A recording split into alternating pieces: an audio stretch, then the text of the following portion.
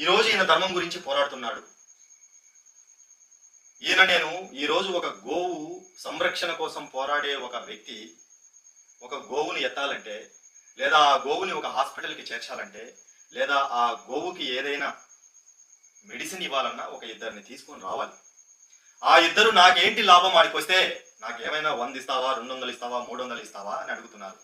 అలాంటిది హిందూ ధర్మం రామరాజ్యం స్థాపన కోసం ఆయన దృష్టిలో 10 మందికి రావాలి, 10 మందికి కావాలి అంటే ఉద్యోగ కల్పన ఉంటే కానీ రాలేరు. ఎందుకంటే వాళ్ళకు ఒక కుటుంబం ఉంటుంది, ఒక భవిష్యత్తు ఉంటుంది, వాళ్ళకు ఒక జీవితం ఉంటుంది. వాళ్ళకి ఏదైనా ఉపాధి కలిగిస్తే కానీ ఇలాంటి వాటిల్లో రారు అని ఆయన ఆలోచించి బాధ్యతాయుతంగా నేను ఉద్యోగ అవకాశాలు ఇస్తాను, మీకు 15,000, 20,000, 25,000 ఇస్తాను అని చెప్పి రామరాజ్యంలో భాగస్వామ్యం అవ్వండి అని అడిగిన పాపానికి ఇతను దొంగయ్యాడు.